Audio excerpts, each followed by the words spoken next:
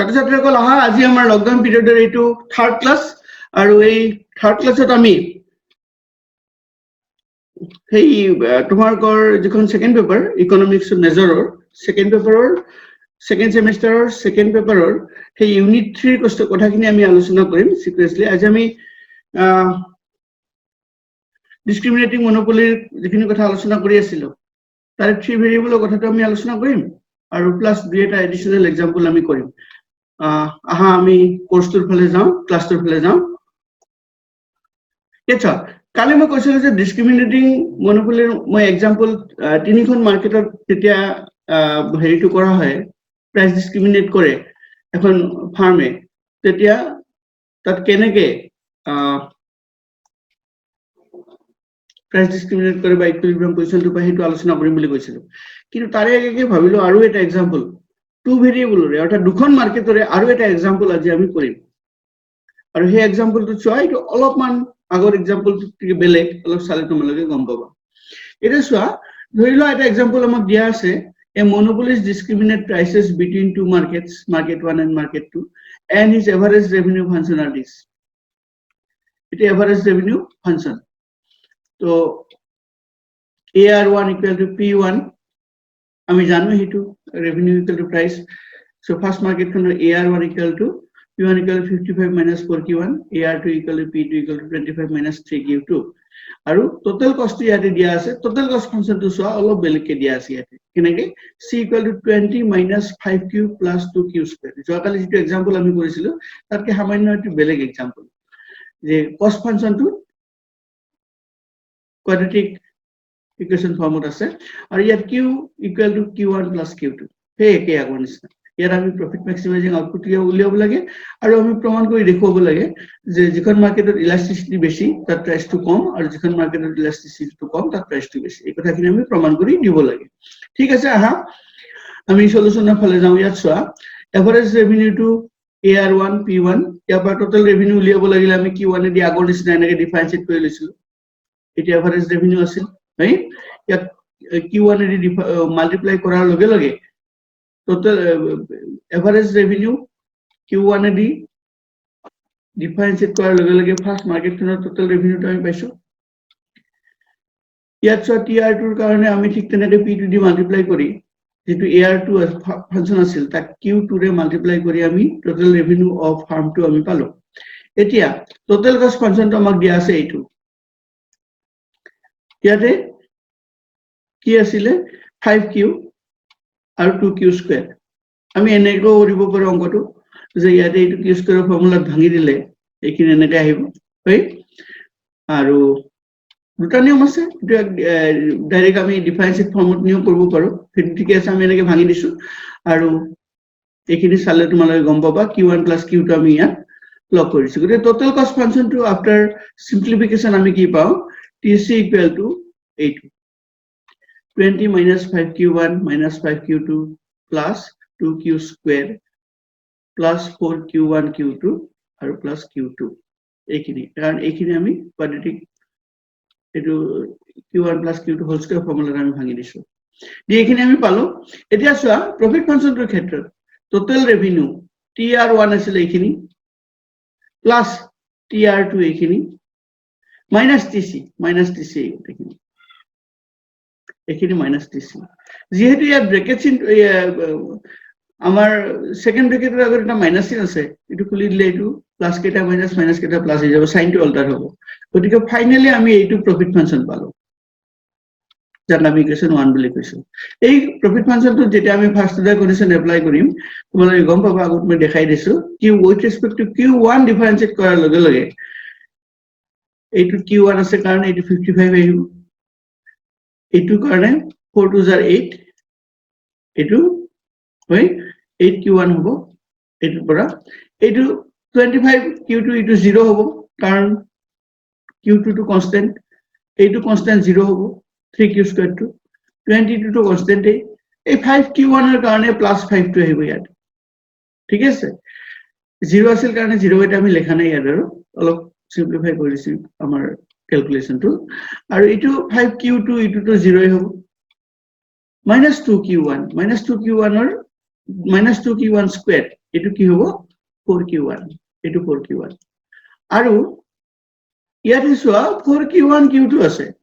আমি যদি 4q1 q2 q1 এদি ডিফাৰেন্সিয়েট কৰো তেতিয়া হলে q1 টো 1 হৈ যাব আৰু q2 টো ইয়াতে থাকি যাব অৰ্থাৎ এটো হ'ব 4q2 this is equal to 0 এই ইকুৱেশনটো সিম্পলিফাই কৰিলে আমি এইখিনি পাম ঠিক আছে প্লাস মাইনাস কৰাৰ পাছত তোমালোকে চোৱা 8q1 4q1 দুটা মাইনাস আছে 8 minus 8 minus 4 equal to minus 12 ঠিক তেনেকে minus 4q2 চলো minus 60 ঠিক আছে ঠিক তেনেকে আমি del pi by del q2 ৰ ক্ষেত্ৰটো এই একে ধৰণে আমি যদি এই ফাংচনটো আমি ডিফাৰেন্সিয়েট কৰো তেতিয়াহলে আমি কি পাম ইয়াতে চোৱা এইখিনি q1 যিকেটা আছে আৰু কনস্ট্যান্ট যিকেটা আছে কিটা 0 হ'ব এইটো 0 হ'ব এইটো 0 হ'ব 25 q2 ৰ কাৰণে ইয়াতে খালি 25 টো আহিব q2 টো 1 হৈ যাব 3q2 স্কয়ার আছিলে গটিকে এটো 6q2 হ'ব ইটো কি আছিলে এইটো 22 0 হ'ব 5q1 টো 0 হ'ব আৰু 5q2 ৰ কাৰণে যেহেতু q2 ৰে ডিফাৰেন্সিয়েট কৰি আছে q2 টো 1 হ'ব আৰু 5 টো ইয়াত আহিব ঠিক তেনেকে 4q1 q2 যেহেতু q2 ৰে ডিফাৰেন্সিয়েট কৰি আছে q2 টো 1 হ'ব ইটো হ'ব 4q1 আৰু এইটো কি হ'ব 4 2 জাৰ 2 2 জাৰ 4 2 2 4q2 equal to 0 ঠিক আছে এটো হৈছে আমাৰ নেক্সট ইকুৱেশনটো আৰু এইটোৰ পৰা আমি যেনেকে 6q2 -6q2 -4q -4q2 এই দুটা প্লাস কৰি দিলে আমি কি পাম -10q2 আৰু এটো হ'ব -4q1 আৰু 25 প্লাস 5 equal to 30 30 টা আমি ইফালে লৈ গলো রাইট হ্যান্ড সাইডে তো এইটো ইকুৱেশন আমি পাম থাৰ্ড ইকুৱেশন ঠিক আছে এতিয়া দুটা ইকুৱেশন যদি আমি ৰিৰাইট কৰো অৰ্থাৎ আমি কি দেখা পালো ইয়াতে মাইনাস চিন আছে দুই নম্বৰ ইকুৱেশনটো চোৱা আমি মাইনাস এদি যদি মাল্টিপ্লাই কৰি দিও তেতিয়া হলে এইটো গটেখিনি প্লাস হৈ যাব এইটো গটি তেনেকে মাইনাস এদি মাল্টিপ্লাই কৰি দিলে গটেখিনি প্লাস হৈ যাব গটিকে আমি গটে ইকুৱেশনটো এবাৰ ৰিৰাইট কৰি লৈছো এনেকে ইকুৱেশন 4 টো এটো ইকুৱেশন 4 বুলি কৈছো ৰিৰাইট কৰি দিছো ঠিক আছে এতিয়া আমি যেটো ইয়াত যেতিয়া সলভ কৰিম ইকুৱেশন 4 ক আমি 1 এদি মাল্টিপ্লাই কৰি দিছো দিয়াৰ লগে লগে অৰিজিনাল ইকুৱেশনটো আছে আৰু ইকুৱেশন 5 ক আমি 3 ৰে মাল্টিপ্লাই কৰি দিছো 5 ক 3 ৰে মাল্টিপ্লাই কৰি দিয়াৰ লগে লগে ইকুৱেশন 5 ক 4 3 12 সো 12q1 10 হলে এটো কিমান 30q2 আৰু 3 3 90 ঠিক আছে এতিয়া 6 7 6 ইকুৱেশনটো পৰা 7 ইকুৱেশনটো মাইনাস কৰি দিলে 12q1 টো কেনসেল হৈ যাব right 12q1 12q1 আৰু এটো +4q2 -30q2 হ'ব গটিকে ইয়াতে হ'ব -26q2 মাইনাস হ'ব 30 টো মাইনাস হৈ যাব আৰু 60 90 90 টো ডাঙৰ মাইনাস হৈ যাব গটিকে এটো কি হৈ যাব -30 এতিয়া ভ্যালু লিয়ালে আমি কি পাম q2 30 প্লাস কৰি দিছো মাইনাস চিন দুটা গুছাই দিছো q2 30/26 অৰ্থাৎ 15/13 ঠিক তেনেকে আমি শাস্ত্ৰীয় ভ্যালু q2 ৰ ভ্যালুটো যদি আমি 5 বা 6 এই সৰি 4 বা 5 এই দুটা ইকুৱেশনৰ যিকোনো এটা ইকুৱেশনত যদি আমি q2 ৰ ভ্যালুটো বহাই দিও q2 15/13 পাইছিলো এই ভ্যালুটো বহাই দিলে কি পাম চোৱা আমি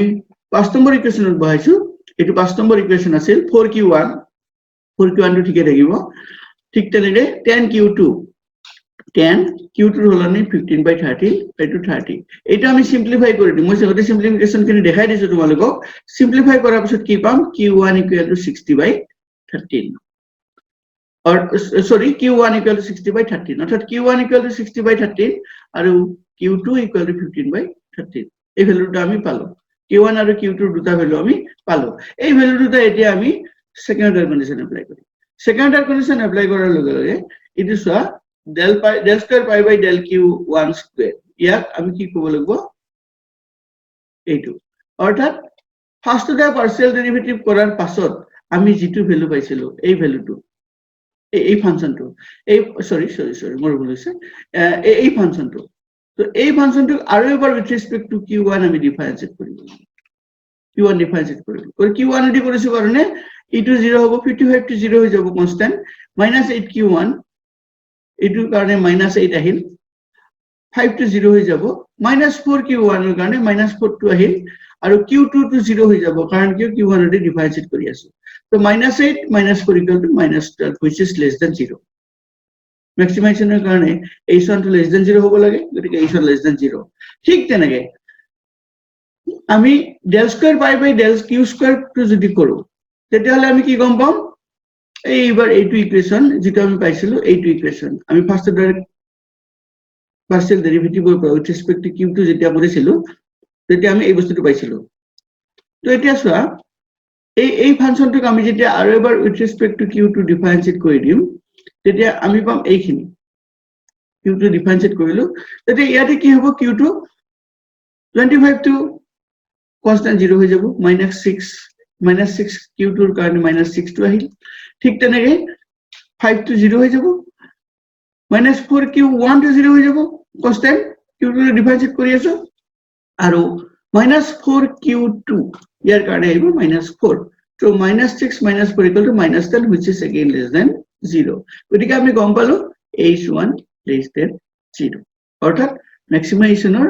second order of first condition to fulfill কৰিল এটা second order of second condition তোৰ কাৰণে আমি cross partial derivative কেটা উলিয়াব লাগিব del square pi by del q1 del q2 এটো ডিফারেন্সিয়েট আপোনালোকে জানা আগতে পাইছা সোয়া ইয়াক যেতিয়া আমি q2 ৰে এটো আমি কি পাইছিলো del pi by del q1 এখিনি পাইছিলো q2 ৰে ডিফাৰেন্সিয়েট কৰি দিয়াৰ লগে লগে q2 ৰে ডিফাৰেন্সিয়েট কৰি আছো ইয়াতে কি আছে 55 to 0 constant কাৰণে 0 হৈ যাব -8 q1 q1 to constant কাৰণে 0 হৈ যাব 5 to 0 হৈ যাব -4 q1 to 0 হৈ যাব থাকিব কি -4 কাৰণ -4 q2 আছে q2 to 1 হৈ যাব গতিকে এইটো থাকিব -4 এইটোৰ কাৰণে ঠিক আছে ঠিক তেনেকৈ del square pi by del q2 del q1 যদি আমি কৰো ইয়াতে আমি কি পাম সোয়া একে ধৰণে del by del q1 del pi by del q2 পৰা আমি এখিনি পাইছিলো ইয়াক উইথ ৰেসপেক্ট টু q1 ডিফাৰেন্সিয়েট কৰিলে আমি কি পাম যে 55 to 0 হৈ যাব constant -6 q2 to 0 হৈ যাব এটো constant হৈ যাব q2 5 to 0 হৈ যাব -4 q1 এইটোৰ কাৰণে কি হৈ যাব q1 to 1 over এটো -4 q1 এর কাৰণে -4 to আহিল আৰু এইখিনি সমান 4 q2 to 0 হৈ যাব অৰ্থাৎ ইয়াৰ পৰা আমি কি পালো -4 second order cross partial derivative দিওটা আমি কি পালো -4 ঠিক আছে দুটা -4 পালো এতিয়া h2 ইকুয়াল টু আমি জানো এটো হেসিয়ান ডিটারমিনেন্ট তোমালোকে পাইছা তোমালোক দিয়ে আছিল এটো আগৰ ক্লাছতো মই কৈছো ইয়াতে ভ্যালু কেটা আমি বহাই দিম বহাই দিলে এটো ভ্যালু আমি কিমান পাইছিল del square pi by del q1 square -1 পাইছিলো আগত চাবা দিয়া আছে এটো পাইছিলো del square pi by del q2 square to -10 আমি পাইছিলো আৰু এই দুটা ভ্যালু ইয়াত পাইছে ক্ৰস পাৰ্শিয়াল ডেৰিভেটিভ -4 এখিনি যেতিয়া আমি সিম্পলিফাই কৰি দিও আমি ডিটারমিনেন্ট ফর্মত ইয়াক ভাঙি দিও 12 into 10 120 minus -4 -8 -4 16 so itu minus হ'ব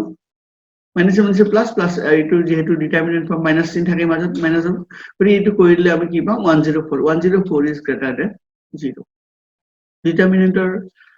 ভাঙি দিয়া বস্তু কিন্তু তোমালোকে পাইছা আৰু এখিনি এবাৰ চাই লবা থাকিলে আমি আৰু এবাৰ ৰিভিউ কৰিম জাস্ট এইটো 104 h2 is greater than 0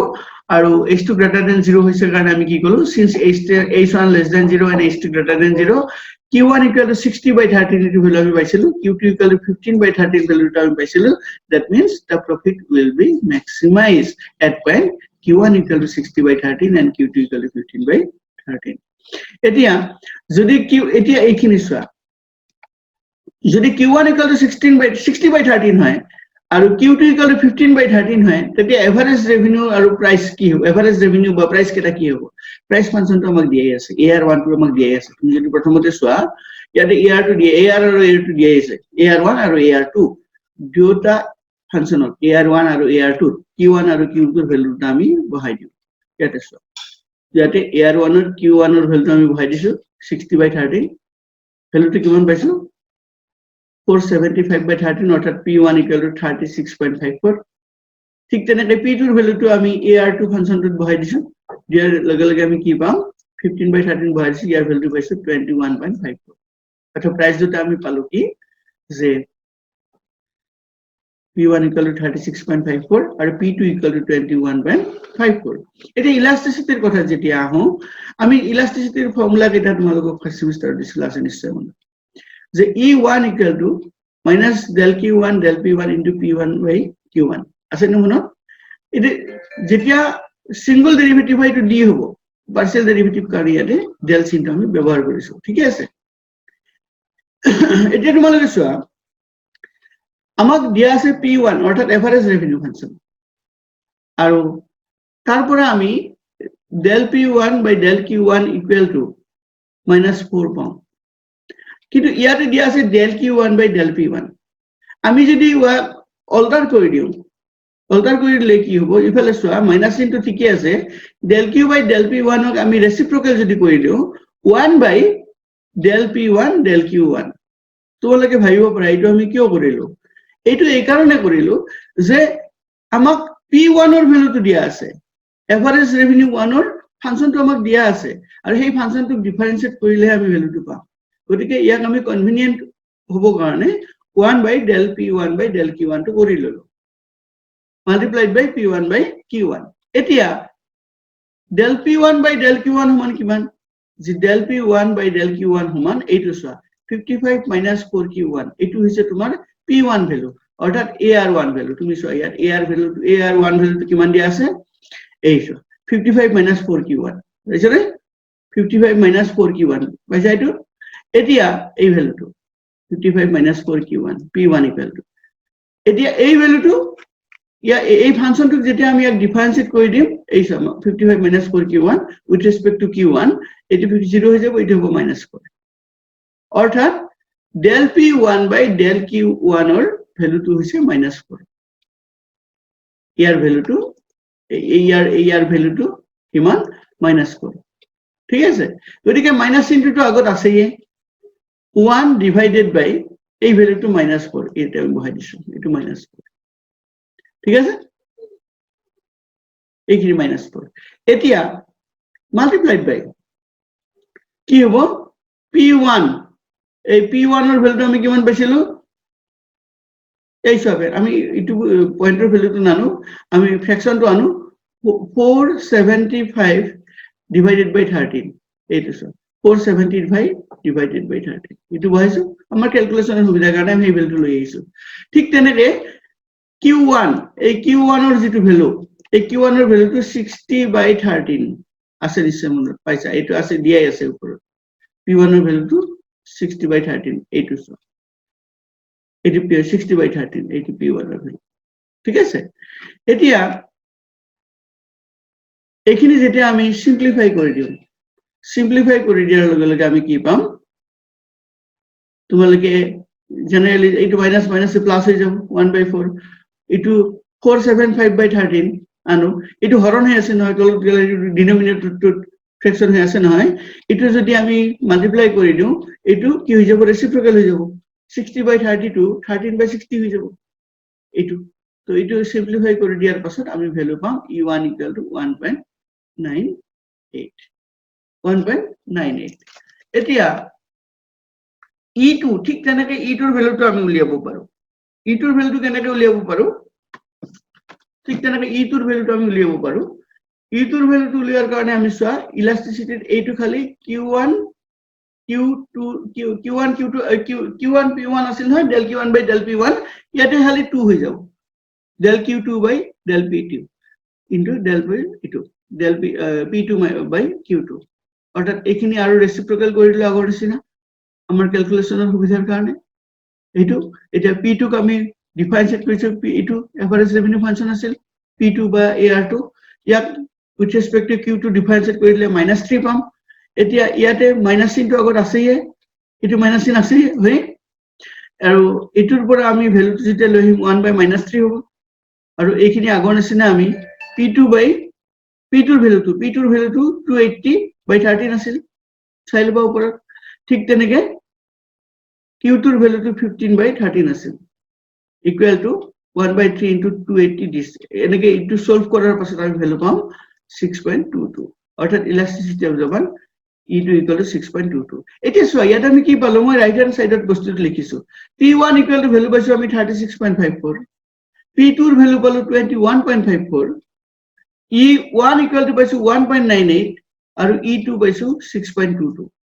এতিয়া এইটোৰ পৰা আমি কি গম পাওঁ যে E1 greater than sorry E2 greater than E1 ইয়াত E2 to E1 এতকে ডাঙৰ obviously প্ৰাইচৰ ক্ষেত্ৰত অল্টাৰ হৈছে কি হৈছে P1 greater than P2 অৰ্থাৎ P1 greater than P2 হৈছে অৰ্থাৎ যত ইলাস্টিসিটিটো বেছি তাত প্ৰাইস কম যত ইলাস্টিসিটি কম তাত প্ৰাইস বেছি এটো প্ৰমাণ হৈ গল এই অংকটোৰ পৰা ঠিক আছে তো এইটো হৈছে তোমাৰ এটা বেলেগ এক্সাম্পল আছিল ডিসক্ৰিমিনেটিং মনোপলি তো আমি এতিয়া থ্ৰি ভেৰিয়েবল মডেললৈকে আহো চাবা কিছুমান ক্যালকুলেশন তোমালোকক বা প্ৰসিডিউৰৰ কথা আগতে কৈছো অলপমান আমি বস্তুখিনি ব্ৰিফিং কৰি যাম এই বস্তুকে নোট হোৱান ইটো ইজ এটা ফাংশনাল ফৰ্মত কি আছিলে যে টোটাল ৰেভিনিউ ফাংশনটো আমি যদি R1 Q1 বুলি ধৰো TR1 মার্কেটত TR2 মার্কেটত R2 Q2 টো পাই আছে আগত খালি ইয়াতে নতুনকে এড হ'ব TR3 R3 RQ এখিনি এড হ'ব আৰু ইয়াতে TC = CQ যে আছিল আগতে টু ভেৰিয়েবল কেছত কি আছিল Q = Q1 + Q2 ইয়াতে Q1 + Q2 + P3 হ'ল এটা বাঢ়ি যাব এটা এখন মার্কেট বাঢ়ি গৈছে কাৰণে এটা কোয়ান্টিটি বাঢ়ি গৈছে ইয়াতে Q3 এটা Q1 Q2 Q3 আর quantity sold in three different markets তিনখন মার্কেটের বস্তু কিটা প্রফিট ফাংশনটো কি হ'ব এখিনি লৈকে পাই আহিছে আগত হয় R1 Q1 + R2 Q2 ইয়াতে নতুনকে R3 Q3 যোগ হ'ব আৰু CQ Q লগত Q1 Q2 Q3 তিনিটা ভেৰিয়েবল আছে এতিয়া গতিকে বাকি ক্যালকুলেশন খিনি একে del pi by del Q1 যেতিয়া তুমি উলিয়াবা এই এনেকে R1 Q1 এ হ'ব minus C dash Q1 হ'ব কিয় ইয়াতে Q1 Q2 Q3 তিনিটা আছে ভেৰিয়েবল Q2 আৰু Q3 টো 0 হ'ব যেনিবা Q1 টো থাকি যাব না কিন্তু Q1 লিখিব নোৱাৰিলো কিয় কষ্টৰ ক্ষেত্ৰত Q1 Q2 Q3 same variable গতিকে Q1 এ ডিফাৰেন্সিয়েট কৰিলে এইখিনি থাকিব বাকি এইখিনি 0 হৈ যাব এইখিনি 0 হৈ যাব আৰু এইখিনি 0 হৈ যাব আৰু এটো কৰে C dash Q আহিব এটো পালো আমি ঠিক আছে ঠিক তেনেকে উইথ ৰেসপেক্ট টু Q2 যেতিয়া ডিফাৰেন্সিয়েট কৰিম তেতিয়া কি হ'ব Q2 ৰে ডিফাৰেন্সিয়েট কৰিছো কাৰণে এইটো 0 হ'ব এইটো 0 হ'ব এইটো ভ্যালু কি হৈ যাব R dash Q2 আৰু ঠিক তেনেকে CQ ৰ কাৰণে C dash Q এ থাকি যাব equal to 0 first order condition আৰু del pi by del Q3 ইটো থাৰ্ড ভেৰিয়েবল আগতে আমি ইয়াতে হেক কৰি দিছিলো হয় কিন্তু এইটো নতুন বস্তু আহিল কি থাৰ্ড মাৰ্কেট খন আহি গল নহয় del pi by del Q3 এতিয়া আছে Q3 ডিভাইড কৰাৰ লগে লগে এইখিনি 0 হ'ব এইখিনি 0 হ'ব কাৰণ দুটা বেলেগ ভেৰিয়েবল Q3 আছে কাৰণে R dash R3 dash Q3 minus C dash Q equal to 0 গতিকে এতিয়া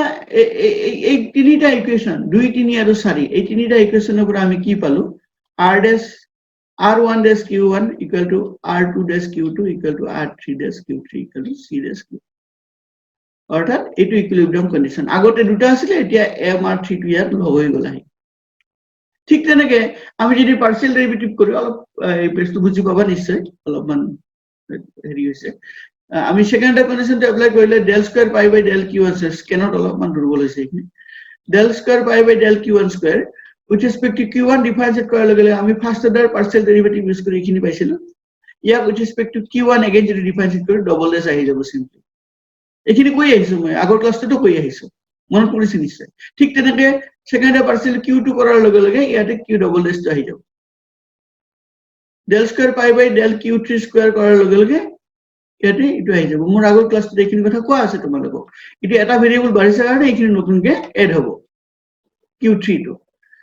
ঠিক তেনেকে পাৰ্শিয়াল ডেৰিভেটিভৰ ক্ষেত্ৰত আমি যেটো তাৰ ফৰ্মটো এটো কি হ'ব ক্ৰস পাৰ্শিয়াল ডেৰিভেটিভ কেটা উলিয়াব লাগিব আমাক প্ৰথমতে লাগিব del square pi by del q1 del q2 এখিনি বুজিয়ে পাইছা আগতে কৰা আছে তোমালোকক যেহেতু q2 ৰে ডিফাৰেন্সিয়েট কৰা আছে কৰিম q1 আছে এটো 0 হৈ যাব কিন্তু এইটো 0 নহয় c2 কিয় ইয়াত q1 q2 q3 তিনিটা ভ্যালুবল আছে গতিকে minus c double dash q2 q sorry আগৰ নিচিনা ঠিক তেনেকে এইটো পাৰ্শিয়াল ডেৰিভেটিভৰ ক্ষেত্ৰটো আমি minus c double dash q পাম গতিকে এটা partial derivative cross partial derivative বিলাক সদায় একে নহয় তোমালোকে জানা গতিকে গোটেইবিলাক কি হৈ যাব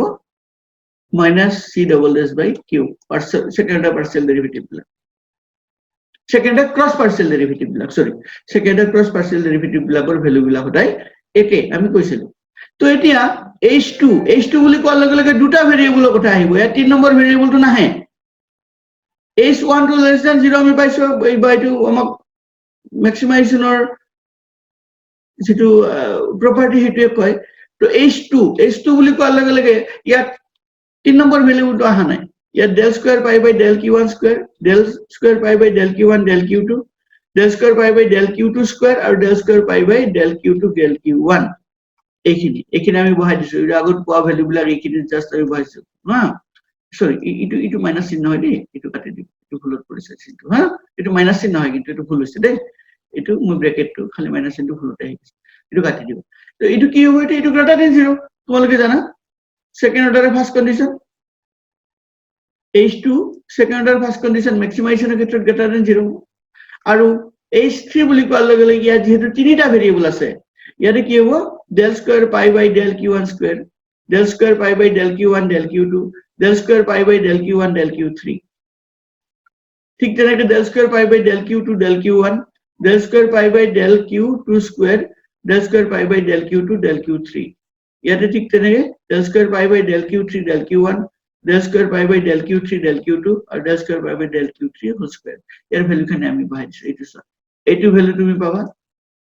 অৰ্থাৎ সেকেন্ড অৰ্ডাৰ ডেৰিভেটিভ খিনিৰ ভ্যালু কেটা আমি আগতে পাইছো সেকেন্ড অৰ্ডাৰ ডেৰিভেটিভ খিনি হয় এইখিনি সেকেন্ড অৰ্ডাৰ ডেৰিভেটিভৰ ভ্যালু ঠিক আছে এইকিটা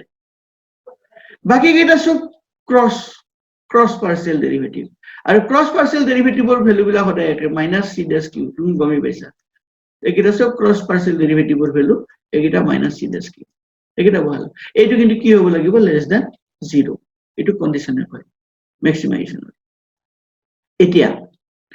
আমি এটা নিউমেৰিকেল এক্সাম্পল দি এটো হেক কৰিম নিউমেৰিকেল এক্সাম্পলৰ ফালে আহা চাবা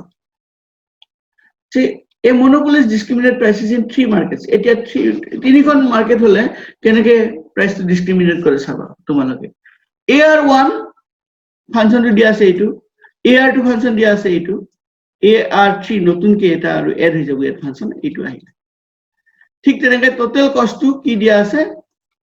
25 minus 6q plus 6q square into total cost. Profit maximizing output lage aru ki lage prices fixed in each market or price to lage maximum profit to lage jekino ami equilibrium to agot li ailom etia sa total revenue function given by average revenue function jitu asil AR1 42 minus 2q1 yar logot tumi q1 to multiply kori dia right কৰিলে আমি কি পাম এইখিনি average revenue AR2 আছিল 66 minus 3q2 q2 multiply কৰিলে এইখিনি পাম ঠিক তেনেকে AR3 এইটোৰ লগত আমি q3 মাল্টিপ্লাই কৰিলে এইখিনি পাম এই তিনটা ইয়াত টোটাল ৰেভিনিউ ফাংশন তিনটা টোটাল ৰেভিনিউ ফাংশন তিনিখন মাৰ্কেটৰ ৰেভিনিউ ফাংশন বিলাক TR1 TR2 আৰু TR3 যোগ কৰিলে আমি পাম মাৰ্কেটৰ টোটাল ৰেভিনিউ সোৱা এই গটেকিটা আমি টোটাল ৰেভিনিউ যোগ কৰি দিছো এইখিনি হৈছে তোমাৰ এইখিনি হৈছে তোমাৰ ফাৰ্স্ট মাৰ্কেট এইখিনি সেকেন্ড মাৰ্কেট আৰ এইখিনি থাৰ্ড মাৰ্কেট মাইনাস এটো কস্ট ফাংশন আৰ এই কস্ট ফাংশনটো এতিয়া সোৱা এটো প্ৰফিট ফাংশনটো আমি জাস্ট এনেকে ভাঙি দিছো ইয়াত কিউৰ হলনি আমি q1 q2 q3 লেখা নাই ইটো বহুত দীঘল হৈ যায় বস্তুখিনি আমি এনেকে ইয়াক সিম্পলিফাই কৰিম কম পাবছো ফাৰ্স্ট অৰ্ডাৰ কন্ডিশন এপ্লাই কৰিছো সব pi1 del pi by del q1 অর্থাৎ del pi by del first order derivative তো pi1 রে রিপ্রেজেন্ট কৰি আছো যে আমি গোটেই ফাংশনটো প্ৰফিট ফাংশনটো ইয়াত লিখিলো প্ৰফিট ফাংশন এই প্ৰফিট ফাংশনটো q1 এ ডিফাৰেন্সিয়েট কৰাৰ লগে লগে আমি কি পাম 42 এসো 42 q1 আছে 1 হৈ যাব 2q1 স্কয়ার অর্থাৎ 4q1 হ'ব এটো এইখিনি 0 হ'ব এইখিনি 0 হ'ব এইখিনি 0 হ'ব এইখিনি 0 হ'ব গোটেইটা কনস্ট্যান্ট 25 কনস্ট্যান্ট এতিয়া এই 6 ৰ লগত q1 q2 q3 আছে গটিকে 6 টো আহিব q2 q3 0 হৈ যাব q1 টোৰ কাৰণে 6 টো আহিব আৰু এইটো কি হৈছে q square means twice q derivative of q square equal to twice q তোমালোকে জানা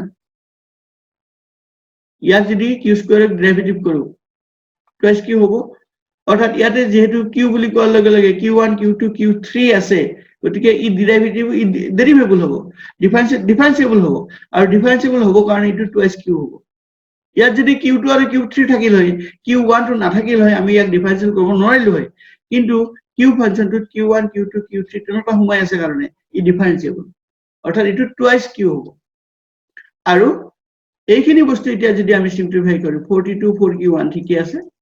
6 ঠিকে আছে এতিয়া এই কিউৰ হলনি আমি কি লিখিব পাৰো Q1 Q2 Q3 লিখি পেলাই এইখিনি আমি ভাঙি দিম চোৱা 42 এইখিনি আগৰ নিচিনা একে আছে এইকেটা আৰু 2Q1 ব্ৰেকেট আছে কাৰণে -2Q2 -2Q3 0 অৰ্থাৎ এই ইকুৱেশনটো ইয়াৰ পৰা আমি ফৰ্ম কৰি ল'ব পাৰো Q1 4Q1 আৰু 2Q1 -4Q1 -2Q1 -6Q1 আৰু বাকিখিনি -2Q2 -2Q3 42 আৰু 6 যোগ কৰিলে 48 এইফালে যেহেতু আছে 48 ৰাইট হ্যান্ড সাইড দিলে -48 হ'ব এটো ইকুৱেশন 2 দিছো না হয় ফাৰ্স্ট অৰ্ডাৰ ডেৰিভেটিভ আমি এটো ভ্যালু পালো ঠিক তেনেকে কি পাই 2 ৰ পৰা আমি যেতিয়া উইথ ৰেসপেক্ট টু পাই Q2 ডিফাৰেন্সিয়েট কৰো সেই একে ধৰণে আমি Q1 থকা কেইটা 0 হ'ব Q2 to 66 to আহিব ইয়াতে -6Q2 হ'ব এটোৰ কাৰণে হয় এই দুটা আৰু এটো 0 হ'ব এটো 0 হ'ব 25 to 0 হ'ব এই 6Q ৰ কাৰণে ইয়াতে 6 আহিব -2Q এটো Q2 to আছে Q2 আছে গতিকে Q2 আছে কাৰণে 2Q হ'ব ইকুৱেল টু 0 এতিয়া এই Q1 ৰ ভ্যালু খিনি Q1 Q2 Q3 আমি বহাই দিলো ইয়াতে বহাই দিয়াৰ পাছত আমি কি পাম এই ইকুৱেশনটো পাম আৰু এই ইকুৱেশনটো সিম্পলিফাই কৰাৰ পাছত এইখিনি পাম তোমালোকে চাবা -6Q2 -2Q2 অৰ্থাৎ -8Q2 আৰু বাকি কিটা 2Q -2Q1 -2Q3 আৰু 66 plus 6 equal to 72 right hand side নিলে এটো কিমান হ'ব -72 ইকুৱেশন 3 ঠিক তেনেকে উইথ ৰেসপেক্ট টু Q3 যদি ডিফাৰেন্সিয়েট কৰো আমি পাই 3 এটা এই ফাংশনটো আমি Q3 ৰে ডিফাৰেন্সিয়েট কৰিলে কি পাম equal to 0 first order condition ইয়াত চোৱা Q3 ৰে ডিফাৰেন্সিয়েট কৰিলে ইটো 0 হ'ব এইখিনি 0 এইখিনি সব 0 হৈ যাব কাৰণ Q2 আছে Q3 ক্ষেত্ৰত ইটো হ'ব 64 Q3 64 Q3 আছে Q3 to 1 is 64 minus 4 to 8Q3 এটোৰ কাৰণে right এটো হ'ব 6Q এটো 6Q আৰু এটো হ'ব -2Q এই কাৰণে এইটা হ'ব যে ইয়াতে Q ৰ লগত Q1 Q2 Q3 লগ হৈ আছে এতিয়া 64 8Q3 6 একে থাকিল এটো Q1 টো আমি ভাঙি দিলো Q1 Q2 Q3 অৰ্থাৎ 64 ৰ লগত তুমি যদি কৰা অংকটো ইয়াতে গম পাবা সবা ভাঙি দিলে 64 8Q3 plus 6 2Q1 এটো ভাঙি দিছো আমি গটিকেটা মাইনাস হ'ব আৰু Q3 ক্ষেত্ৰত -8Q3 আৰু এটো হৈছে 2Q3 -8 -8Q3 আৰু -2Q3 -10Q3 বাকি -2Q1 -2Q2 থাকিব 64 plus 66 equal to 70 আৰু 70 তে ইফাল থাকিলে প্লাস ৰাইট হ্যান্ড সাইডে লৈ গলে -70 এই তিনিটা অৰ্থাৎ আমি কি পালো 2 3 আৰু 4 ৰ পোৱা ইকুৱেশন কেইটা আমি এনেকে নতুনকে লিখিলো মাইনাস চিন কেটা এলিমিনেট কৰি দিছো যেটো বছৰে মাইনাস চিন আছে তো মাইনাস চিন কেটা এলিমিনেট কৰি দি আমি এই তিনটা ইকুৱেশন পাম এটা চোৱা ইয়া তিনিটা ভেৰিয়েবল আৰু তিনিটা ইকুৱেশন তিনিটা ভেৰিয়েবল আৰু তিনিটা ইকুৱেশন গতিকে এইটো ইকুৱেশন সলভ কৰা সবচে কনভিনিয়েন্ট এটোই হল ক্ৰামাৰছ ৰুল বেলেগ বেলেগ মেথডো আছে ইয়াক সলভ কৰা কিন্তু সবচে সহজ পদ্ধতি হৈছে ক্ৰামাৰছ ৰুল আৰু ক্ৰামাৰছ ৰুলেদি মই গোটেইখিনি তোমালোকে ক্ৰামাৰছ ৰুলৰ বস্তুখিনি আগতে পাইছা ৰকালে আমি ৰিভিউ কৰিম এইখিনি আগতে এইটো আমাৰ মেট্ৰিক্স বা ডিটাৰমিনেন্ট চেপ্টাৰটোৰ লগত আহে চেপ্টাৰ 2 আহে ইউনিট 2 আহে এটা আমি ৰকালে আৰু ৰিভিউ কৰিম পাছ তো Q1 অৰ্থাৎ ক্ৰামাৰছ ৰুলেদি যেতিয়া ভ্যালুটো উলিয়াব লগা হয় তেতিয়া আমি Q1 ৰ ভ্যালুটো পাইছো সো 4.14 Q2 ৰ ভ্যালু পাম আমি 6.76 আৰু Q3 ৰ ভ্যালু পাম আমি 4.82 গতিকে ইয়াৰ পৰা তিনটা ভ্যালু আমি পালো Q1 equal to 4.14 Q2 equal to 6.76 আৰু Q3 equal to 4.82 আচ্ছা এতিয়া সব আমি সেকেন্ড অর্ডার কন্ডিশন খিনি এপ্লাই কৰিম তো সেকেন্ড অৰ্ডাৰ কন্ডিশন খিনি এপ্লাই কৰিলে কি হ'ব ইয়াত ঠিক আছে এতিয়া সব সেকেন্ড অৰ্ডাৰ কন্ডিশন খিনি আমি যেটা এপ্লাই কৰিম ইয়াত চোৱা পাই 11 হলে সৰি এইখিনি মই কৈছিলো সেকেন্ড অৰ্ডাৰৰ সেকেন্ড কন্ডিশনটোৰ কথাটো আছিল সেকেন্ড অৰ্ডাৰ কন্ডিশন খিনি পাই 1 হল del pi 1 by del q1 ইয়াতে তুমি চোৱা আমি del pi by del q1 ৰ পৰা এইখিনি ভ্যালু পাইছিলো এইখিনি আমি আৰু এবাৰ উইথ ৰেসপেক্ট টু q1 ডিফাৰেন্সিয়েট কৰিলে পাম -6 ইট লেস দেন 0 ঠিক তেনেকে pi 2 del square pi by del q2 square অৰ্থাৎ del pi by del q2 যিখিনি ভ্যালু পাইছিলো হেইটো আৰু এবাৰ উইথ ৰেসপেক্ট টু q2 ডিফাৰেন্সিয়েট কৰিলে আমি পাম -8 কাৰণ এইখিনি হে ভেৰিয়েবল হ'ব বাকিটো কনস্ট্যান্ট হ'ব pi 3 del square pi by del q3 square with respect to q3 কৰিলে এইখিনিক আমি আৰু কি পাম -10 which is again less than 0 গতিকে গোটেইকেইটাৰ পৰা আমি h1 দেখা পালো less than 0 second order first condition to fulfill second order second condition যিকেইটা cross partial derivative কেটা কাৰণে চোৱা pi 1 2 অৰ্থাৎ del pi by del q1 with respect to q2 আমি ডিফাৰেন্সিয়েট কৰিম এখিনি del pi by del q1 ৰ value with respect to q2 ডিফাৰেন্সিয়েট কৰিলে ইয়াৰ ভ্যালু পাম আমি -2 1 3 অৰ্থাৎ del pi by del q1 ৰ এই ভ্যালুখিনিক আমি with respect to q3 ডিফাৰেন্সিয়েট কৰিম আমি পাম -2 এনেকে গোটেইকেইটা ক্ৰছ পাৰ্শিয়েল ডেৰিভেটিভৰ যিকেইটা ভ্যালু হ'ব হেকেইটা হ'ব -2 সো সেম ইয়াত আমাক ভ্যালু লাগিব pi 1 2 1 3 কাৰণ pi 1 1 2 টো আমি আগতে উলিয়াইছে pi 2 1 পাম ইয়াতে pi 2 2 আগতে উলিয়াইছো pi 2 3 pi 3 1 pi 3 2 আৰু pi 3 3 3 3 টো আগতে আমি উলিয়াইছো